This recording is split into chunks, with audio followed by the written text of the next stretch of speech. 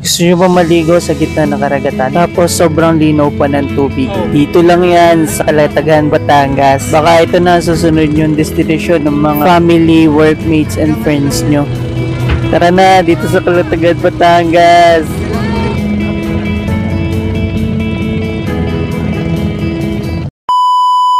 Mula sa amin, San Pascual, Batangas, nagtungo kami dito sa Calatagan. 2 hours din nga palang biniyahe namin dito. So, medyo malapit kung taga Batangas ka na rin nang galing. So, para dun sa mga taga Maynila, 3 to 28 minutes lang ang biyabayahihin.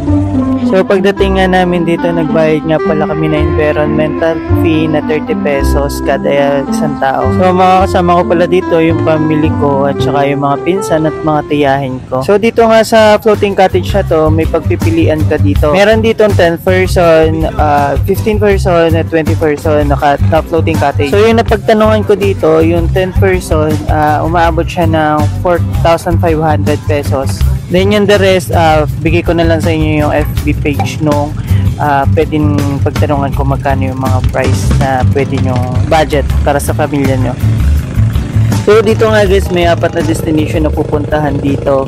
So una na nga dito ang Sandbar na Mini Boracay. So pangalawa yung snorkeling area, Starfish Island, and Little Boracay.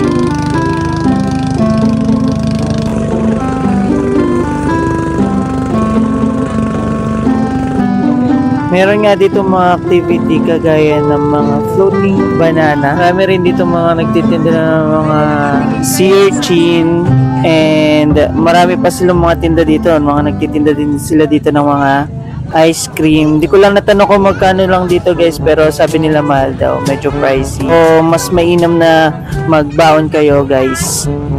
So, tutur ko kayo dito sa taas ng roof deck ng aming floating cottage. So, ayan, medyo presko dito, and pagdating ng tanghali talagang malilong kasi may bubungan din kasi itong napili namin. So, narito nga kami sa kalagitnaan ng dagat, and napakababaw lang din. Meron din ditong ihawan, and ayun, nag-inom na.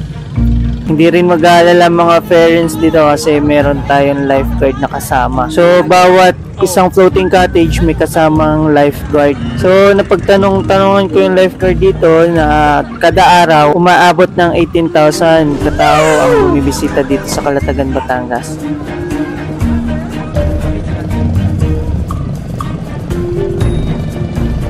So, dahil nga favorite ko ang mga isda, dito ako mas nag-enjoy sa snorkeling area. Sobrang daming isda at saka mabilis silang lumapit sa inyo guys, lalo na kung may dala kang pagkain. So, ano pang hinihintay nyo guys? Tara na, dito sa Calatagan, Batangas. Woo!